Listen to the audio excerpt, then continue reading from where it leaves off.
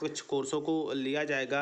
आपको as a सरकारी कर्मचारी के तहत जितनी सुविधाएं मिलती हैं, आपको प्री प्राइमरी शिक्षक में सिलेक्शन होने के बाद उतनी ही सुविधाएं मिलेंगी, यानी आप एक सरकारी कर्मचारी होंगे और यह जो भर्तियां होंगी वह मानदेय आउटसोर्स पे नहीं होंगी। यहाँ से एक बात क्लियर होती है।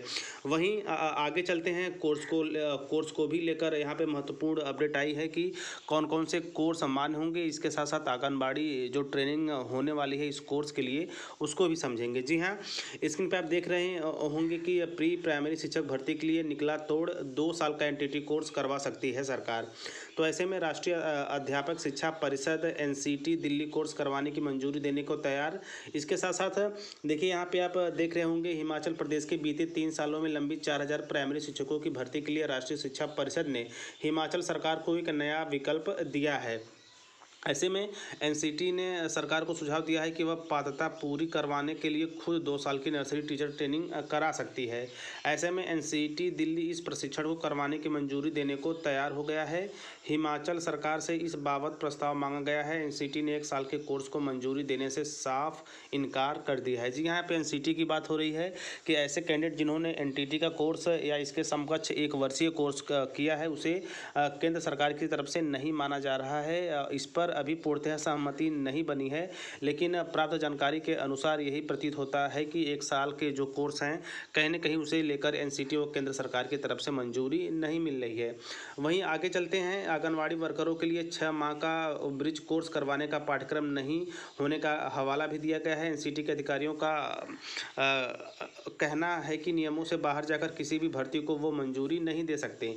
नियम किसी एक राज्य के लिए नहीं बनाए जाते, पूरे देश के लिए एक समान भर्ती नियम अधिकृत किए जाते हैं। जी हाँ, यहाँ पे एनसीटी और केंद्र सरकार की बात हो रही है, तो जाहिर सी बात है, जो भी नियम प्री प्राइमरी बाल वाटिका शिक्षक भर्ती के लिए बनेंगे, वह केवल एक विशेष राज्य के ही लिए नहीं, भारत के सभी राज्यों में पूर्ण रूप से लागू होंगे। इसलिए सभी तरह के जो नियम हैं उन पर मंथन किया जा रहा है। इसके साथ साथ प्रदेश में बीते 3 वर्षों से लंबी 4000 प्री प्राइमरी शिक्षकों की भर्ती सिर चढ़े। दिल्ली गए समग्र शिक्षा अभियान के परियोजना निदेशक राजेश शर्मा ने शुक्रवार और शनिवार को एनसीटी के कई अधिकारियों से मुलाकात की। एनसीटी के अधिकारियों ने कहा कि हिमाचल सरकार चाहे तो जिला शिक्षा एवं प्रशिक्षण केंद्र डायट से 2 वर्ष की नर्सरी ट्रेनिंग करवा सकती है। इसके लिए मंजूरी दे दी जाएगी। 2 वर्ष कम अवधि से किसी भी कोर्स को भर्ती के लिए मान्य नहीं दिया जाएगा। यह स्पेशली केंद्र सरकार की तरफ से कहा गया है या एनसीटी के अधिकारियों की तरफ से कहा गया है। वहीं परियोजना निदेशक राजेश शर्मा अपने दौर शिक्षा मंत्री और सचिव को प्रस्तुति देंगे। दिल्ली जाने से पूर्व परियोजना निदेशक चंडीगढ़ में पंजाब सरकार के भर्ती मॉडल को भी स्टडी कर चुके हैं। पंजाब सरकार ने किस प्रकार से प्री प्राइमरी शिक्षकों की भर्ती की है, कौन से भर्तियों में पदोन्नति नियम अपनाए गए हैं, इस बारे में सारे तथ्य पंजाब के शिक्षा विभाग से भी जुटाए जा रहे हैं, जिसका विस्तृत रिपोर्ट जल्द ही राज्य सरकार को सौंप दिया जाएगा। तो वर्तमान समय में यही बन रही है कि जो 1 साल का कोर्स है उसे एनसीटी मान्यता देने के पक्ष में बिल्कुल नहीं है। उसके साथ साथ अभी जो आंगनबाड़ी वर्करों के लिए स्पेशली 6 माह का ब्रिज कोर्स डिजाइन किया गया था, उसका भी पाठ्यक्रम अभी तैयार नहीं हुआ है।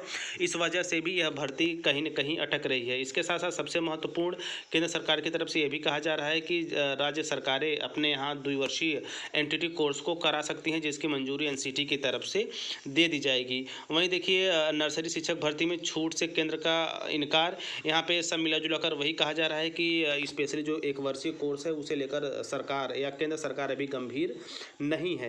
वहीं बात करेंगे 1 वर्ष का कोर्स व आंगनबाड़ी कार्यकर्ता के लिए मांगी थी छूट, उसे भी केंद्र सरकार ने ये कहा है कि आप लोगों के लिए भी कोर्स का व्यवस्था किया जाए। स्पेशली केवल आंगनबाड़ी के पद को डायरेक्ट प्री प्राइमरी में कन्वर्ट कर देना, इसके पक्ष में अभी एनसीटी नहीं है। यह आंगनबाड़ी कार्यकर्ताओं के लिए भी जल्द ही एनसीटी की तरफ से प्री प्राइमरी बाल वाटिका कोर्स की उपलब्धि की जाएगी, जिसे इन्हें कंप्लीट करना होगा।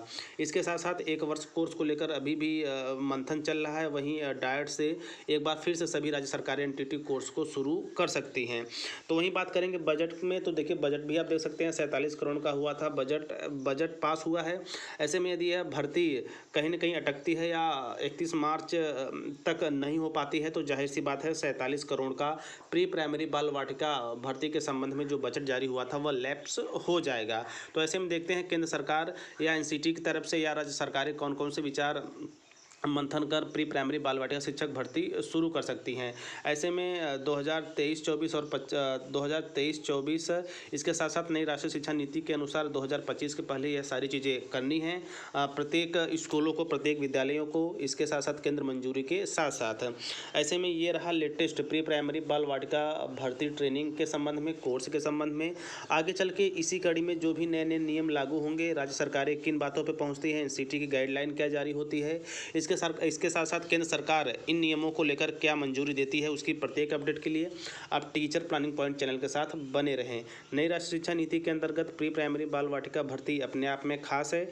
इसके अंतर्गत स्पेशली एनटीटी व इसके समकक्ष करने वाले कोर्स आंगनबाड़ी व एनआईएस डीएलएड को भी आगे चलकर मौका दिया जाएगा। तो अपडेट के लिए आप सजग रहिए और जो भी जानकारी आएंगी उसके लिए आप टीचर प्लानिंग पॉइंट चैनल के साथ बने रहें। तो आई थिंक ये छोटी सी वीडियो आपको अवश्य सारी चीज़ें क्लियर कर दी गई होंगी।